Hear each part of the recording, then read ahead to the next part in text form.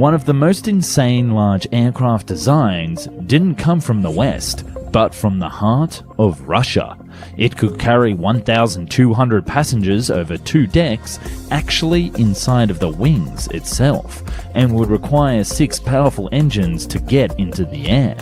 But it never made it past the concept stage and would be forever known as a major could have been in the world of aviation. This is the Tupolev Tu-404. Back in the 90s, airports were full. For major hubs, there was no more landing slots available and airlines simply couldn't run more services. Hence, the solution was bigger planes. While we already know all about the Airbus A380, our story actually begins at the end of another, the breakup of the Soviet Union.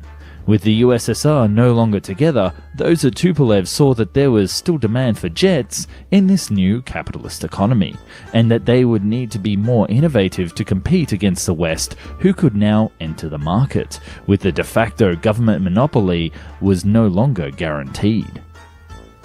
Thus, they came up with 2 aircraft designs, the Tu-304 and the Tu-404.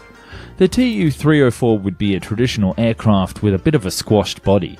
It would have 300 to 400 passengers depending on configuration and feature 3 aisles in a 2-3-3-2 layout. It would have a short range, however, of only 4,680 kilometers or 2,500 nautical miles, thanks to using 4 smaller engines like those found on the Airbus A320. Effectively, it would be the perfect medium-haul aircraft for short routes between cities. Over the next decades, development of this concept evolved into the frigate Ecojet and then into the frigate Freejet, and is still under development today, pending new engine technology. But trust me, this design had nothing on its bigger brother, the 404. The Tu-404 would end up being far bigger than anyone first imagined.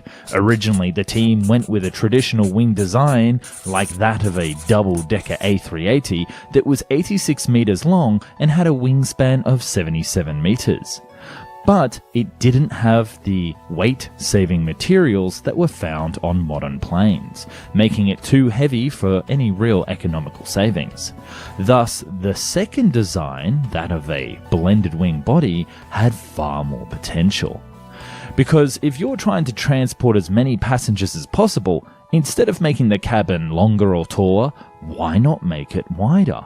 And if the cabin is so wide, then why not make the whole plane the wing? This radical design would be a flying wing model with a wingspan of 110 meters and would be 59.7 meters long. It would be designed for long-range missions, capable of flying up to 13,500 kilometers or 7,300 nautical miles at cruise speeds. For power, the aircraft would either have 6 prop fan engines, yes, the same ones that would be on the proposed Boeing 747-500 and the Boeing 7J7 that you can watch here, or 6 turbofans in the rear of the fuselage. The former being offered as it would be cheaper and more available in the new Russia at the cost of fuel efficiency. The passenger cabin would make around 1/3 of the interior space of the wing and would be split up into 6 double-deck sections for a total of 1,214 seats in an all-economy configuration. If it had a typical business class included as well, like we see on a plane today, then the total would only be around 750 passengers. The middle of the plane behind the passenger section would be a vast cargo compartment. But even this seemed to be not enough room, as there was also a roomed cargo version of this plane as well. While there is little information of what the cabin would look like, we can't imagine that it would be the most comfortable. You see, because the plane is so wide, there would be very few windows per passenger, and it would be rare to get that coveted window seat. Plus, the fact that there are 6 gigantic engines above you in the back of the cabin makes it seem like this would be a hot, dark, loud, nightmare. But earlier media of this concept suggests that there would be a common area such as a movie theater, a lounge, and other high-class amenities with strong noise cancellation. Would you like to fly aboard this plane? Give me a like to let me know. So, why was it never built? In the mid-90s, Tupolev was shopping the design around to various buyers and airlines behind closed doors, with the model occasionally featuring on showroom floors for gawking industry reps. By 1997, the model vanished and re-emerged as a much smaller design with just 4 turbofans. Then by the late 2000s, it was rumored that Russia was working on a next-generation stealth bomber with the same blended wing design. Called the PAC VTA IL-106, it featured many of the same technologies as the 404, but was also able to fly supersonic and transport and deploy multiple military payloads. However, last year the military released the design of their next aircraft, and it had reverted back to the more traditional plane design. At the end of the day, it is also pretty obvious to see why this super blended wing design never went ahead. There was simply no market for it. At the same time of this development, there was also a Boeing and Airbus design of similar capacity, and even a Lockheed concept floating around that you can check out here, that all failed to gain any concrete orders.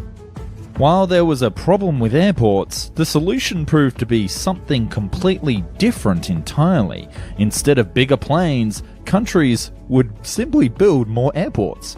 These new airports would either complement major hubs or offer closer access to other urban areas. Airlines could start flying point to point rather than to hubs, and offering a better and more convenient journey for passengers.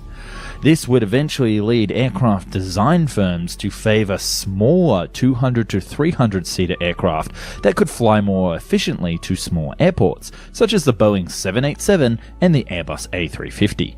Lastly, we also need to keep in mind how much of a challenge it is to get an aircraft design approved for flight under the FAA or the ESA and other aviation authorities. This plane design, the blended wing, whilst innovative, would be a nightmare to get approval. You simply need to just ask yourself, how would passengers be able to evacuate during a fire and escape when they're so far from the nearest exit? Although, on a closing note, I would have loved to have seen a blended wing design like this or others make it to the market. It would have led to a world of innovation and dramatically changed what we would consider as a flying machine. Thank you so much for watching today's video.